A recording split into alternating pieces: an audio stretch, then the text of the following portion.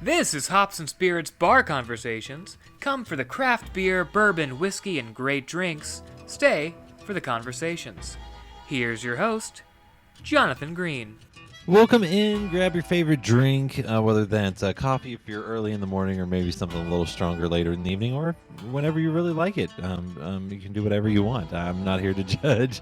We got a great episode for you this week. We finish up Craft Beer 101 with Kevin Patterson. We talk lagers here in Tasting Notes in just a little bit. And our conversation is with Johnny Day. He's got some new music out, country artist, but he put his love of country music and family when working in the oil fields to make the dream come true. It's a cool story. He's got a lot of fun stories to share, including several involving his wife that are just great, and you don't want to miss that. And don't forget to check out our Hops and Spirits Kentucky podcast. If you love things that are going on in Kentucky in the alcohol world, check it out. You can get more at hopspirits.com. But let's not waste any more time and get into the fun. It's almost time. Where did I put those? Here they are. It's time for Tasting Notes. As we close out our Craft Beer 101 series here on Tasting Notes, we have once again Kevin Patterson. He's a Cicerone National Beer Judge. He's also the manager of the Beer Tramp craft beer store and bar in Lexington, Kentucky. And Kevin, thanks so much for talking IPAs earlier, and then sours, and now lagers. Happy to do it. It's been a lot of fun. I can't wait to see what we get into in this segment. Well, I was going to say, as we talk in between and while we're doing these, you teach a beer school at the Beer Trap, and it was kind of funny, there used to only be like one class for sours. Now there's a bunch. And, for lagers, I'm sure there's a lot of misnomers out there too. And I'm sure you're also doing more and more classes on that, as I feel like that's a style that has been around forever, but is now maybe making a little bit of a comeback in terms of what people are willing to go after. Absolutely. Lagers, just like the other beer styles, are well suited year round. And it used to be thought of, even not too long ago, a couple of years ago, lagers, that's what your dad used to drink, have that connotation with it. But now they're back, they're full force, and they changed some too. There's a lot of variety whenever it comes to lager beers. As a matter of fact, we just did a class on dark beers for summer. Sometimes you forget the dark beer is actually well suited for summer. And a lot of those are lagers too. So lagers don't just have to be the light, crisp, fizzy stuff that your grandpa used to drink, that your dad used to drink. It can be a lot of variety going on in the lager side of the beer making spectrum as well. Well, and it's not just a macro beer style, like you said. It can be a craft style, and one that can be done. A lot of things done with it. And for those that are curious, you see lager a lot, but you also see Pilsner out there. Are they the same? Are they different? Are they kind of close cousins? Lagers just means the beer has been basically fermented cold with a yeast that handles the cool fermentation particularly well. Traditionally, before we had refrigeration, that was about the only way the brewers had to do to control fermentation to any great degree, is just brew whenever it's cold. So they brew during the summertime, but they brew enough to kind of last them through the summer seasons as well. But the term Pilsner is a very specific type of lager. Most people assume those terms are interchangeable, and they're not quite.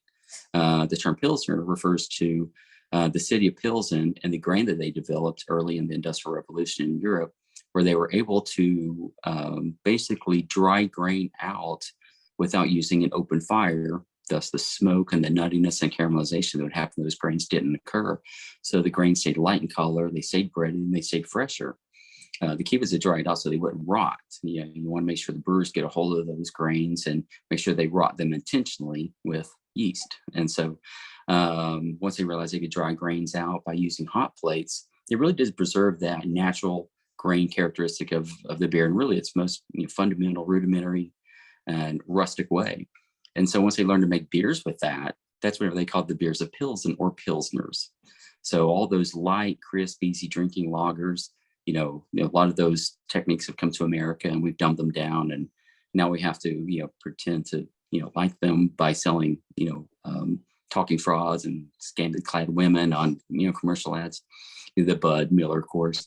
Those have always been out there, but the true lagers, the true Pilsners of Germany, the Czech Republic, and other places in Europe, they've been very strong for a very long time. And when they're done properly, they're very good. Well, and then you mentioned too, there's so many styles of a lager. What are some of the most prevalent ones that we see today, whether it's at your store or at the bar or at the brewery? Yeah, one of the most crisp, refreshing dark beers we sell is a Kostritz or Schwarz beer. Schwarz beer is a black beer, German. And so that's a very dark beer, but it is a lager. It's smooth like a lager. It's crisp. It's actually quite refreshing. Dunkels are another one. That's a darker style. Doppelbocks are lagers. And so you have a lot of variety when it comes to the dark and richer spectrum of beers. Those beers can be just as complex as any ales. They can be just as strong as a lot of ales. But let's not make any mistake about it. The Pilsner type of lagers are the most popular ones. We keep one on tap, the Hofbrau Original. We have some great ones in the bottle as well. Some come from Germany, some come from America. So there's a lot that goes on that side as well. Well, and you mentioned kind of going into the realm of they can have a little more flavor, they can have a little more body. I think of one that I've had around here is a Helles style lager and things like that are even at 5, 6, 7%. Yeah, there's 2 new Helleses that just made their way out to the local market. One is a Bearded Iris called the Pep Talk. That's a brewery that we normally think, well, they make the hazy IPAs. Well, they also make lagers. They make this really light lager that's quite good. Three Floyds, they came out with a beer that was to give homage to the 2 favorite stores near the brewery. They called it the Speed Castle, and that's kind of the Helles lager. Those 2 special stores are Speedway and White Castle. And so that's why they call it the Speed Castle. But that's a very easy drinking, crisp, refreshing beer that has less body than a Pilsner or Kell or Stella Artois. It's lighter, crisper, and even more refreshing than those. And when people also see like the word ale out there, something that can be thrown around a lot. Is that in the lager family, or is that something different, or what is that? Yeah, that's something different. If you look at the overall category of beer, just a big umbrella that just has beer on it, there's 2 smaller umbrellas underneath there.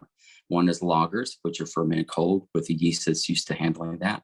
On the other umbrella is ales.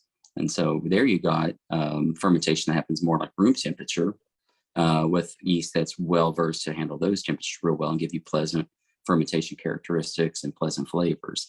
So those are 2 major categories. We had a guy to come into the beer trap a couple of weeks ago. He says, yeah, I like ales. Do you have any ales on tap? And I looked around. We have 14 beers and 13 of them are ales. And he's like, I'm like, it depends on, do you want a hoppy one? Do you want a dark one? Do you want a sweeter one? We have imperial stouts. That's that type of ale.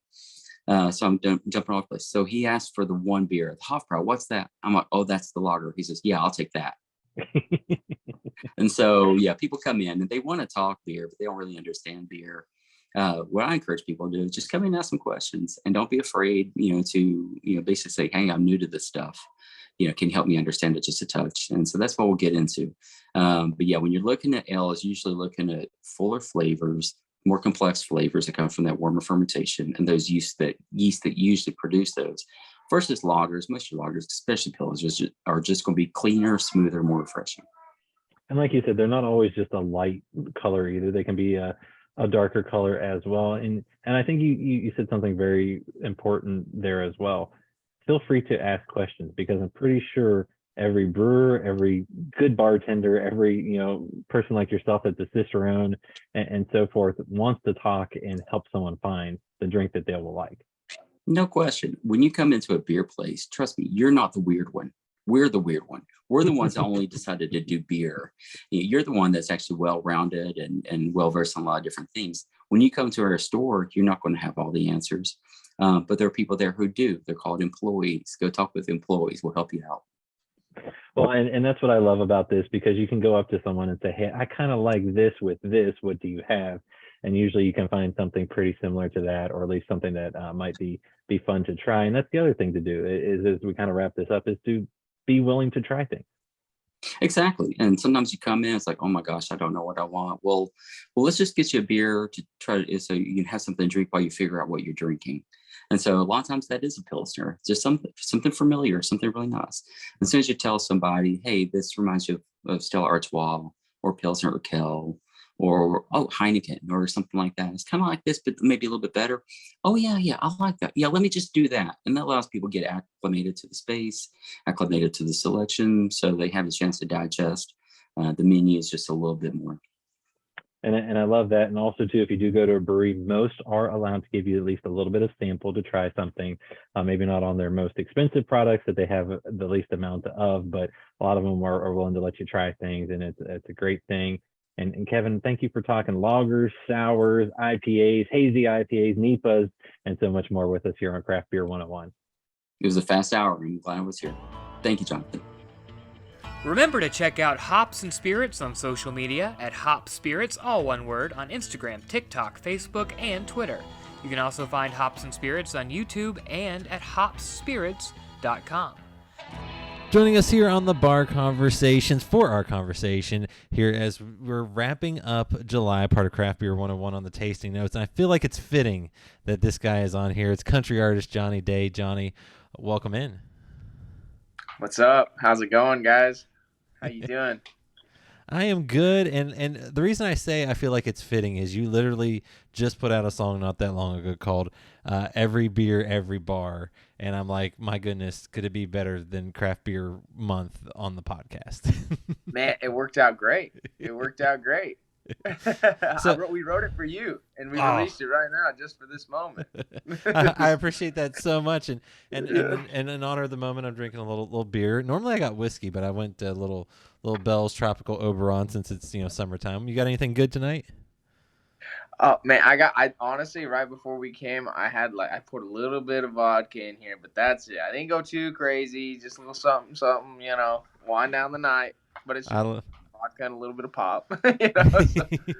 Keeping it simple, nice little mixed drink. Yes, So, sir. now, do you enjoy a beer? Do you enjoy a little bit of vodka? You enjoy anything else, or do you like to just be smart, be safe, and behave yourself? Man, usually if I'm out on the town and we're like going to have some fun, usually I'll get some whiskey. I like whiskey. I love a good scotch. I don't know who doesn't. I love scotch. Man, I could sit around the campfire for like 6 hours and just drink scotch and kick back and talk. That's one of my favorite things to do. So, I mean, other than that, though, on a daily basis, I'm drinking more. I drink a lot of water, a lot of water. I drink a lot of Diet Pop, too, because it's, I love, who doesn't like some pop, oh, man. You can tell where I'm from, too. Exactly. Diet Pop, Coke Zero. Dude, those Coke Zeros are good, too. The zero sugars or whatever, they're crazy. They're crazy. That's one of my weaknesses is that, and I just can't get enough, especially when I want to sit, like you said, you sit around the campfire, or we got a little bonfire pit out back, and I'll put a little whiskey, a little Coke Zero, and it's a perfect night. Oh man, yeah, it's like, okay, this is where I need to be. That's how it feels. Now you mentioned, or maybe you didn't mention, but I know looking at your TikTok, you did a top 5 beers video. Is that your actual top 5, or are we just going with the big boys? Because all I saw were big boys.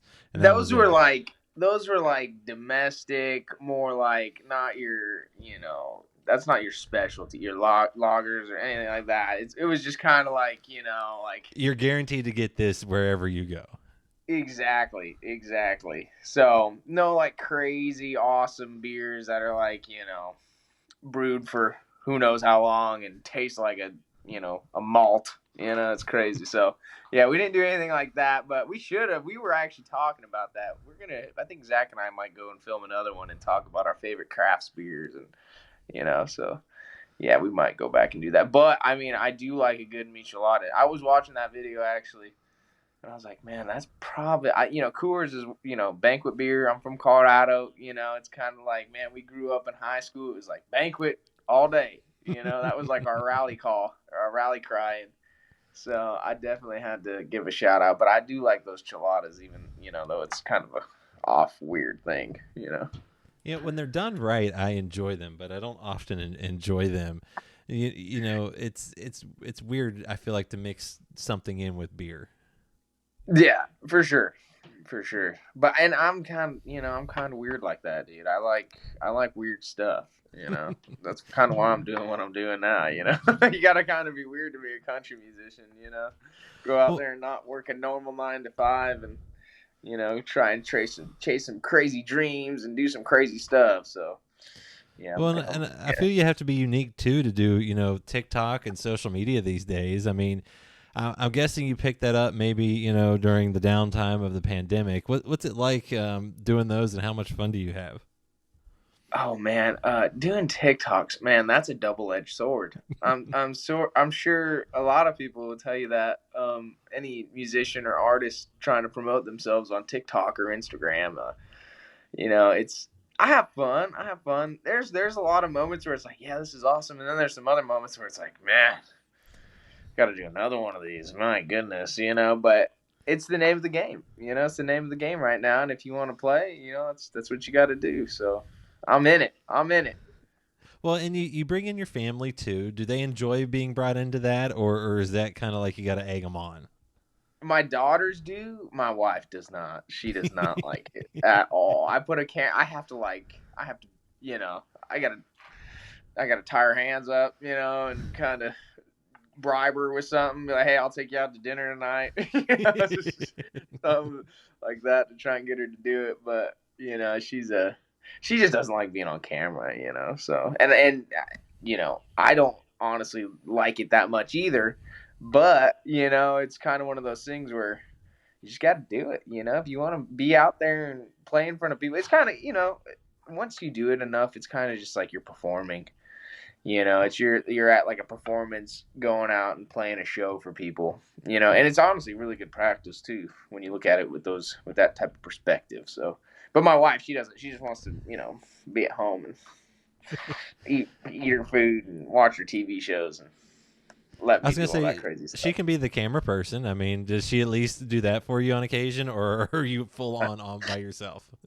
I'm pretty much by myself. She does it sometimes, but it's yeah, she's not very much help, unfortunately. So it's all right. Well, I still love her. Well, I was gonna say there's a lot of love there. You guys are married. You got several kids. You got several youngsters. I think my favorite story though that I read involving her when I was going through your TikTok was that you turned down her proposal to you. Yeah, man. Can you tell that story? Dude, Jonathan, man, you did some homework, bro. Oh my goodness, this is. Wow, not to put down any of the other interviews I've done, but my goodness. Yeah, dude, that's actually a crazy story. So my wife and I, we weren't engaged, right? We weren't anything. We were coming from Bible study, and I love Jesus. Anyone that knows me knows I love Jesus, and I love to have a drink, I love to have a beer, and and I used to be really crazy back in the day too. Like, I was not the person I am today at all. I was out of my mind. But yeah, so we were at a Bible study from one of my childhood teachers. She actually started from one of my we were at a Bible study, and it was with one of my childhood teachers, my high school teachers. And we were going over some stuff, and it was just one of those things where I was like, man, like everything's going pretty good, but there's still like some chaos, in our house. And I'm sure anybody that's in a relationship can relate to that, where you're kind of in situations or it's just like the atmosphere is uneasy, and especially when you're young and you're just dating, and things were crazy back then. So I was like, man, I was just looking for peace, and we were just reading the Bible one day, and I'm like, you want to know what? And she kind of knew I wanted to get married, and so we pulled up to this Walmart after we left the Bible study. We kind of talked to her and went over a couple verses and whatnot, and then we pulled up into a Walmart, and I'm like, give me your wallet, because I forgot my wallet at the house. And she knew real romantic. Exactly. It was not romantic at all. It was not. But our relationship, man, was pretty. It was not the typical relationship. So she grabbed it, ran inside the Walmart, and bought me a ring.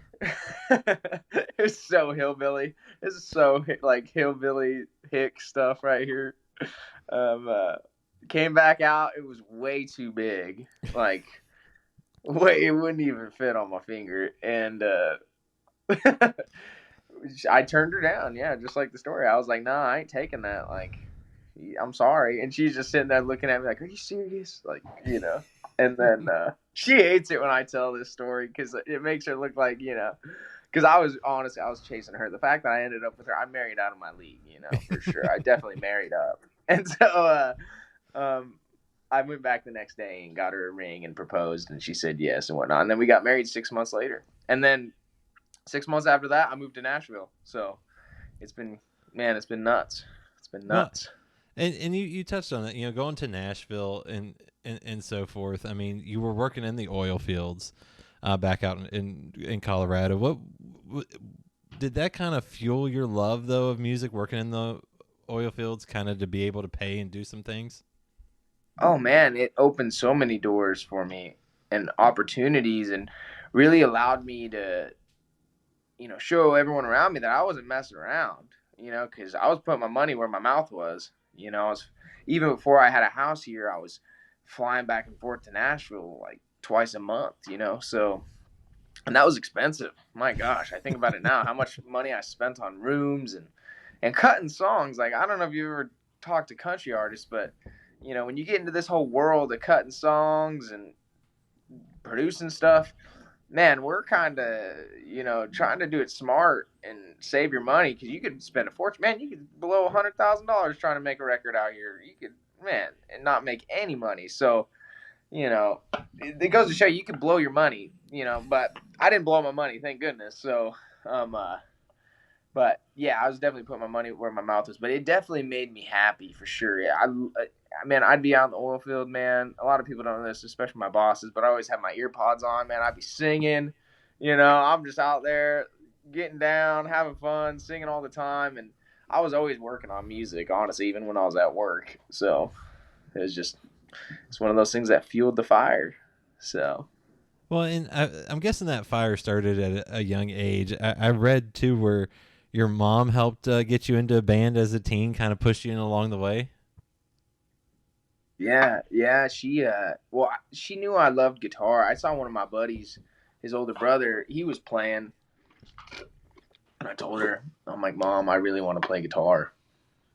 And so yeah, she went out and bought me a guitar. My dad wanted to buy me something that had to do with football, and he hates that I give her all the credit for this, but it was her. So she bought me a guitar, and the rest was history. And I'm forever in debt to her that, she went out and did that and just opened up a new door for me. And then, I got into a cover band when I was a teenager, when I just turned 13. And that's where I really, cut my teeth and really learned what music was and how to play live and, get out there in front of people and just let go, because as a kid, you don't really have opportunities like that in band class, where someone's just like, all right, go make it happen.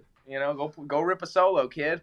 And that was me. That's what they were telling me to do. So I was like, yeah, let's do it. So, man, it changed my life forever. I would not be here today if she didn't buy me that guitar, for sure.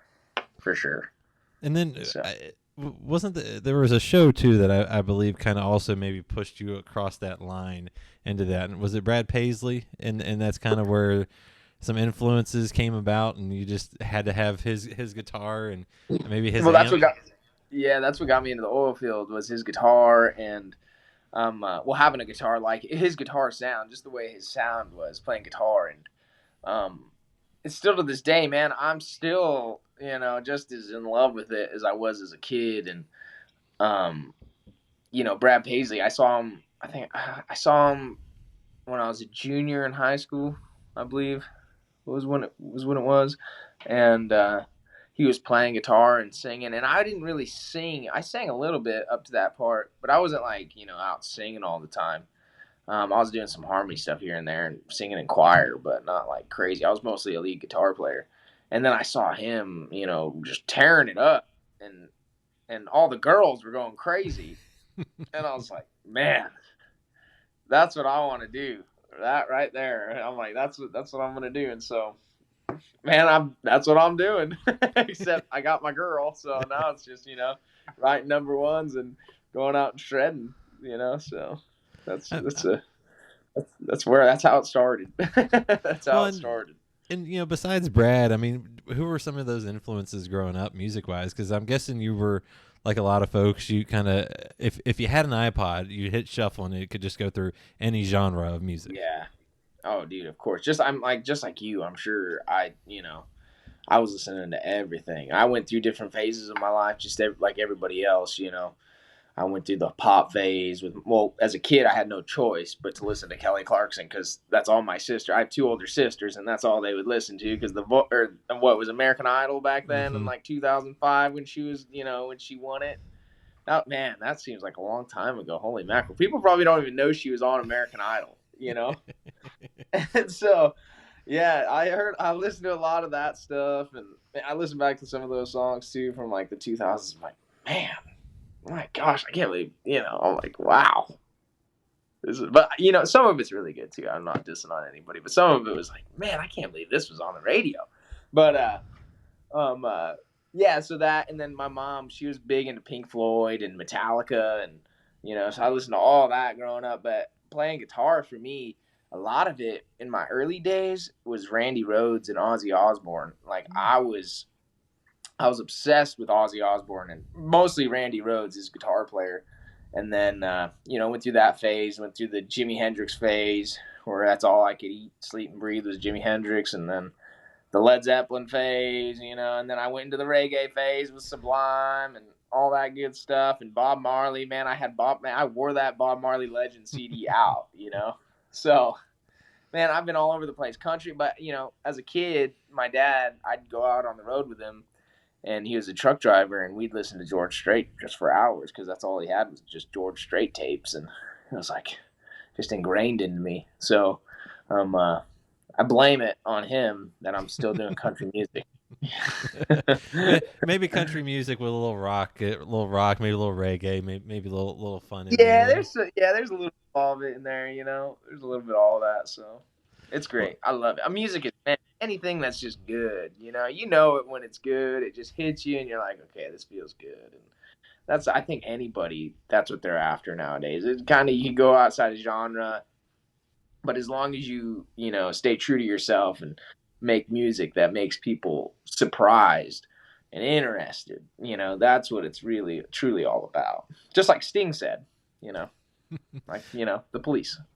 I was gonna say That's what he says. So I was gonna say you had some good influences along the way that you could pull from. yeah, man. Yeah, I'm sure you do too. I'm sure you do too, man. I mean, we've been blessed in this century, in this age, with many great legendary artists and musicians and bands. So it's been incredible. Well, and you know, for you growing up in northeastern Colorado, what kind of impact did that have on you and your music? Because I'm guessing it was a little different out in the oil fields, and then just different, you know, growing up. Man, it was in the oil field. It was pretty all over the place, man. I would be 1 minute we would be listening to, you know, Marachi music because, you know, that's just who was out there. You know, it's like, you know, we were building stuff, so it was like, you know, listening to some accordion stuff, you know, and then uh and then you know, it bounced like rap music. I never got crazy into rap music, but I still, you know, I still dabbled in it. And then but like growing up in northeastern Colorado, in Kersey, where I'm from, it was one of those things where, man, like, it was everything revolved around music. That's what we did. You know, we didn't have anything to do. There was just country roads in your car, and you just drove around and listened to songs. And man, those were the days. And I just sit around, you know, listening to these songs as a kid, just thinking, man, how did they get it to sound like that? You know, and that's just always interested me. And that's why I'm at where I'm at now. So, especially, like, you know, I don't know if you played football. Did you ever play football I did growing not. up? I played basketball and golf. Did you play basketball? So, you know, though, you know, like, you guys had your songs, you Mm-hmm. know, that like you'd get pumped up to. And man, I can still remember those songs. And like, man, those were some of like the most meaningful songs. Or like when you won a game. I think we always would go and listen to All Around the World or whatever, that disco song. We'd all dance stupid and stuff. So, but like, I remember all that, you know. Or when like Skrillex came out, you know, Oh and did the wow! Yep. whole, you know, the dubstep thing. I remember that, and got all crazy, you know. We all listened to that for a while. And but I mean, we were all country kids, so it always ended up back at country music. And, you know, can't really get it out of us. Well, I was gonna say it's in your blood these days. And when did you know that this was what you wanted to make a career out of? You know, like working in the oil fields is great, good money, but I want to do music. I want to go country. Let's go to Nashville. It's honestly, it's just been one of those things. I knew what I really wanted to do ever since I was a kid. You know, ever since I first started playing guitar, it was like, this is what I want to do. I don't know how it's necessarily going to turn out.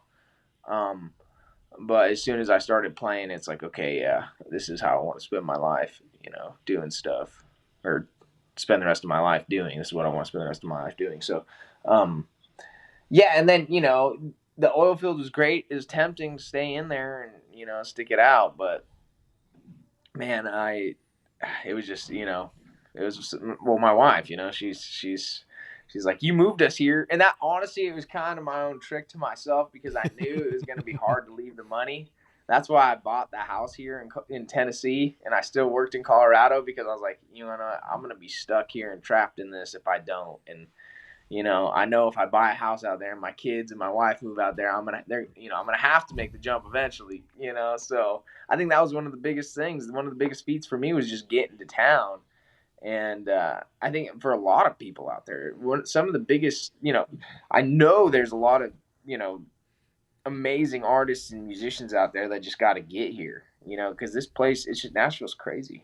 You know, it's just, there's no other place like it. And it definitely makes you, if you were good when you got here and you stick by it and you eat your humble pie, you know, you'll be great by the end of it, because or else you just won't last.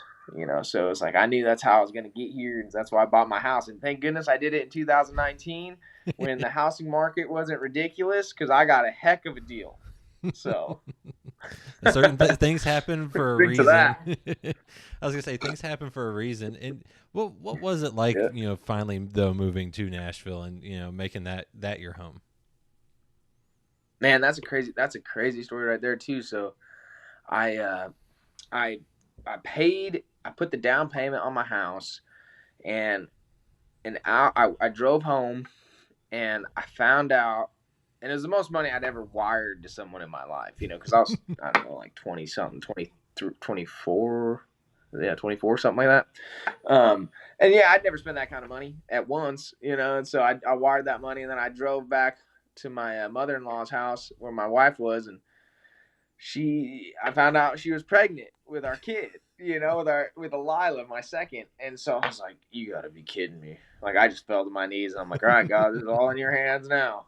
Like, I don't know what I'm doing. Like, it's up to you. So, yeah, so then and I didn't even, honestly, I don't tell many people this, but, you know, you're cool, and man, I really appreciate this interview, but, we didn't even see this place. It was sight unseen. I just bought it. It was a killer deal. Passed inspection. I was like, all right, get it. Let's go. And everyone here in Nashville that I've been talking to and networking with was like, you gotta get here. I'm like, all right. I'm gonna buy a house. So then I finally bought the house, and yeah, it was a killer deal. But man, we got here, and we packed everything up in a U-Haul and drove, you know, I think it's 18 hours here from Colorado if you don't stop. And at the time we had Amira, and she was about 2 or 3, and she was just in the middle, and Helica was pregnant, you know. So I'm sitting there. I pulled an all-nighter. I drove all the way here. I was just like, we got to get this done. And we were towing the Jeep behind us, and then we get here, and I get to the house, and we walk in, and I'm like, oh my gosh, this place is filthy.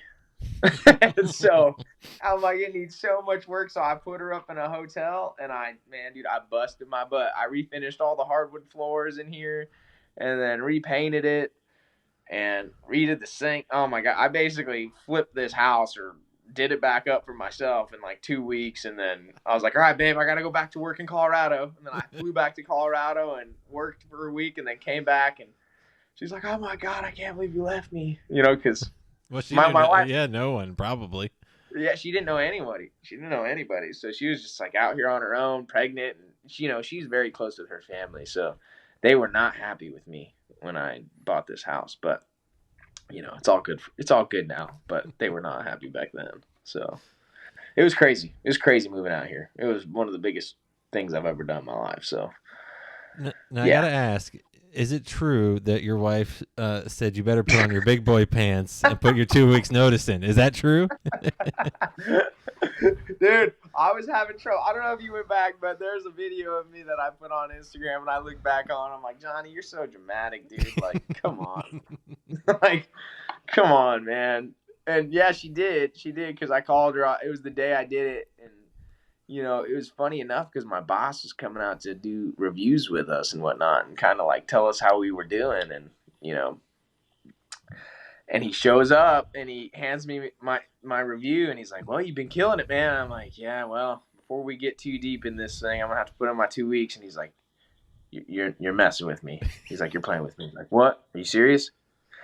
I'm like, yeah, man. But after that, he's like, man, well, congratulations, is what he told me. And they're all super grateful. And man, I have a good family back home in the oil field, and they're all my brothers, and we've been through hell together, especially through COVID when oil hit negative $30 a barrel, and we went through like 4 rounds of layoffs, and man, it was insane. But yeah, she did tell me that, because I was, man, that's why, man, I suffered with those guys through a lot of stuff. So telling them I was taking off, and later, I'm just not good with goodbyes.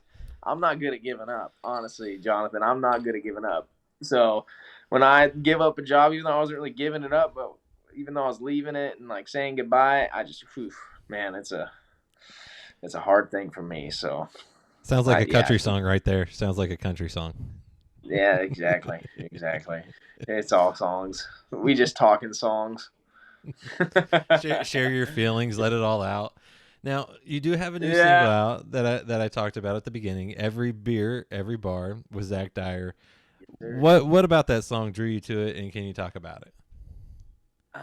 So with that song, that was an outside cut I did. One of the first outside cuts I've ever taken, besides like Left Hand. So it was the third one I've ever done. Everything else I'd always written. And we got sent the song from Warner Brothers, and they were like, hey, here's a bunch of songs, like, just tell us if you like one. And I heard it, and then I saw that Zach was on it, and I'd known Zach, and I'd met him a couple times, and we were kind of getting close, and I was like, man, this is a great song. This is a killer song, and it talks about, like, man, I did that same stuff when I was a kid. I drank it away. That's why, man, if you're micheladas, that's not a good idea for this song. Because if you drink too many cheladas, if you drink every chelada, every bar, if you do that, you're going to be one sick puppy. I can tell you that. You're going to be, it's not going to be a good time in the bathroom. But,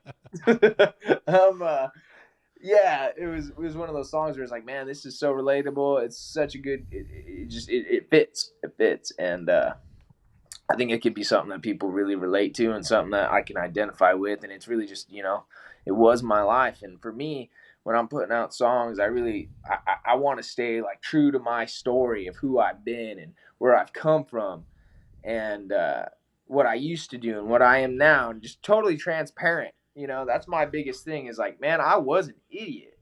And not saying if you go out and drink every beer in every bar, if you're an idiot, but you might become one if you get that drunk. And that was me a lot of the time. I wasn't the smartest kid at all. And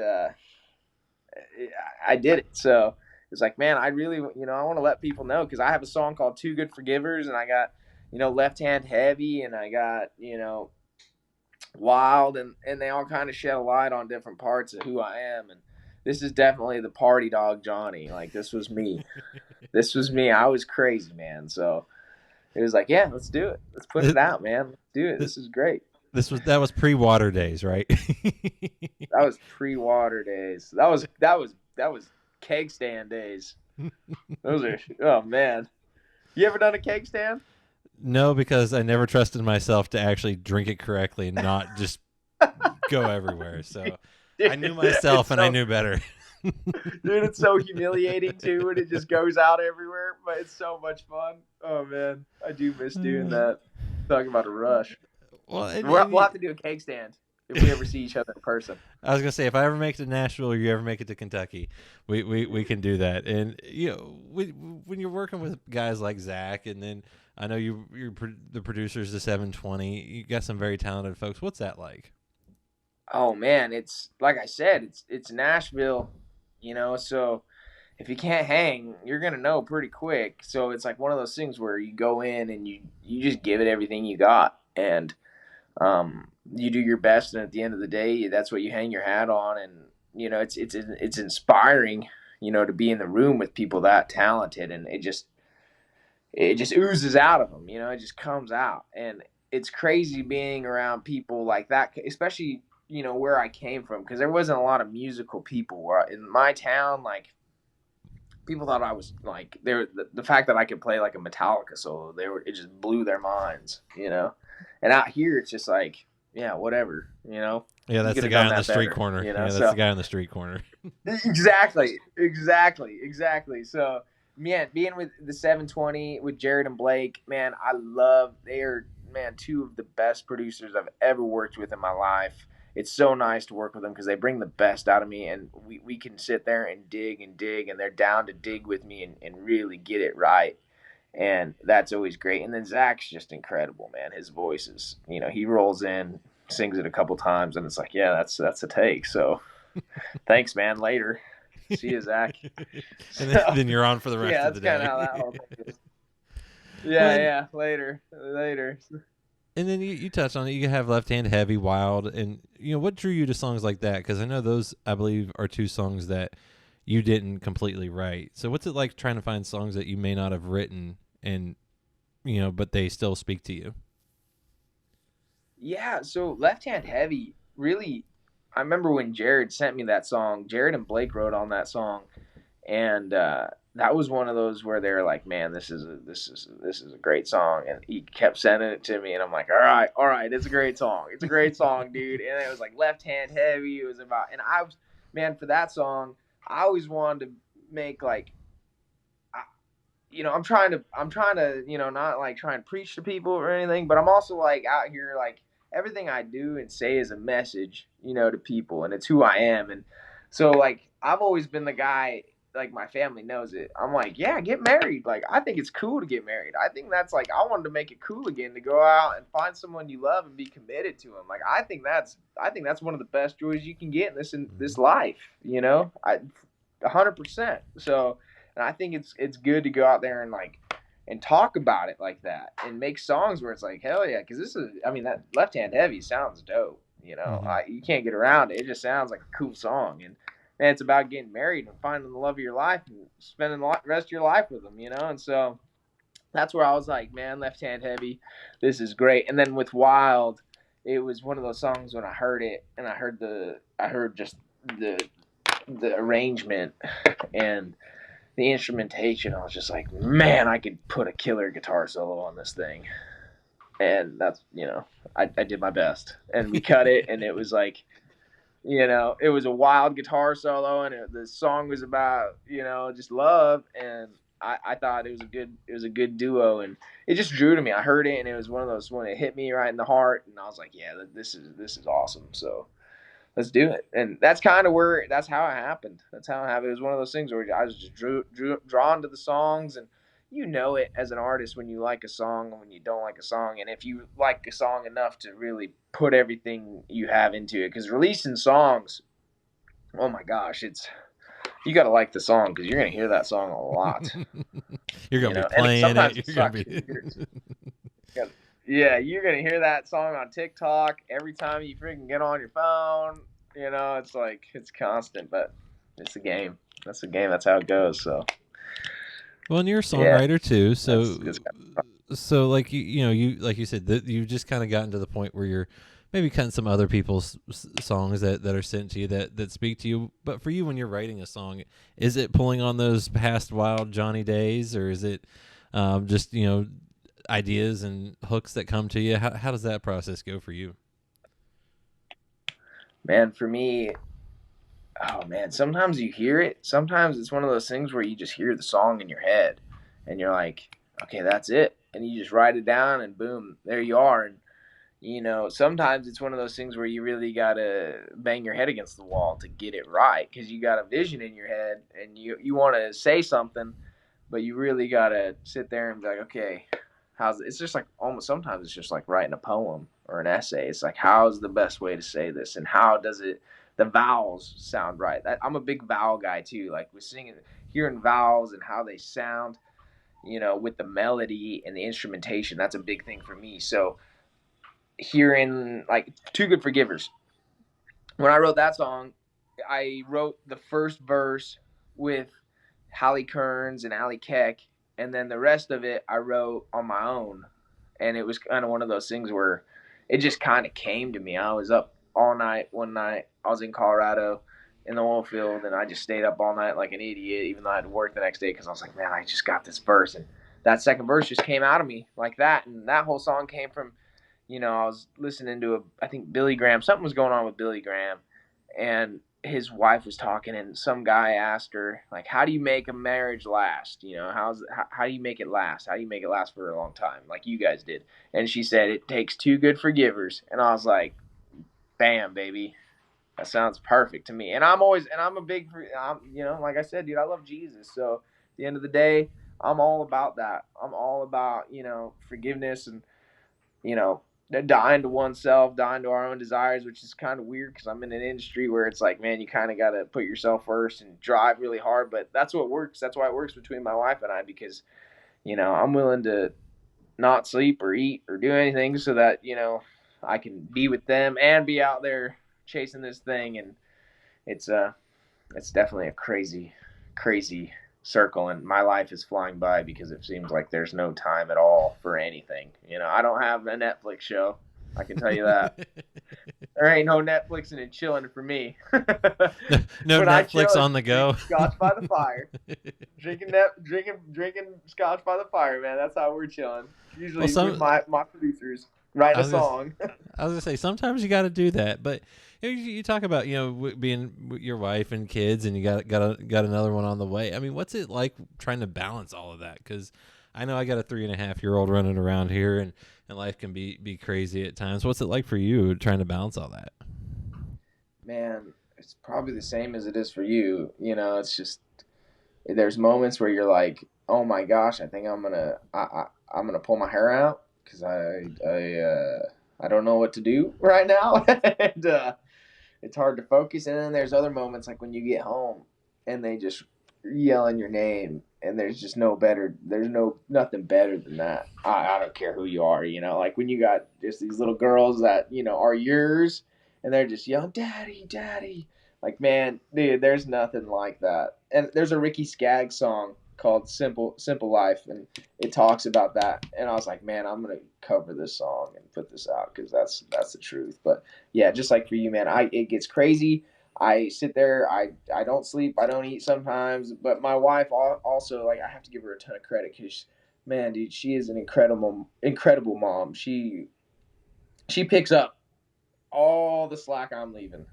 So without her, it would be impossible. And I tell her that constantly. I'm like, I'm living my dream because of you. I get to I get to go out, play music, write songs, do all this crazy stuff. And I get to come home to a beautiful family that, is going to be with me until I die. Once all this music stuff's done, and I'm a wrinkly old man, I'm going to have those kids. And it's going to be one of those things where, man, I won't regret it. I can tell you that. I won't regret it. I love to hear that. I'm sure you won't either. Oh, good. No. It's the coolest thing, too, although they will put you in your place real quick. I've learned a 3.5-year-old can have some sass. Dude, yes, they can have some sass, and it's also one of those things where you're honestly trying to, because you got to, just like you were doing this podcast, like you got to be on your A game. You got to be ready to go and give energy and put it out there, and trying to find a balance to where you kind of have some of that energy left over to give is hard, but when you're doing what you love, man, you just muster it up and it comes out, and at the end of the day, that's why I always tell people, like, man, don't worry about all that stuff, dude. Just let it happen. Just do your thing. Seek first the kingdom of God, Matthew 6:33. all day long, and everything else should be added unto you, and it's going to be all right. You might be tired, but Cheers to that. what are you going to complain about? Yeah. Cheers to that. Yeah, Who absolutely. cares? Now, Freaking go on a vacation if you're tired. Although sometimes those can be with the kids, that can be not on a vacation. So. Dude, yeah, that's not. Yeah, if you go on a vacation with the kids, it's not a vacation. So, now, as we get toward the end of this, JohnnyDayOfficial.com, also on social media, but TikTok, I learned it's Johnny Day Official 1. So you gotta add the 1. You gotta add the Someone 1. stole it. Someone got it before me, man. So you got to be careful on that. But I'm guessing though you got some more music coming this year. You got an EP, full album. What can we expect? Man, I got a song coming out that, oh my gosh, it's the best song I've ever cut in my life. It's the next one I'm putting out. I don't think I can stop. I can't mention the name yet, but it is, man, it's my favorite song ever. And, man, it's going to be great. So that one's coming out in like 2 or 3 months. And then after that, I got another song. And then we either will release that 5th song that I've done with Jared and Blake, the 720. We'll release it as a single, or we'll release everything together as an EP in a package. So we'll see how it goes. We'll kind of play it by ear.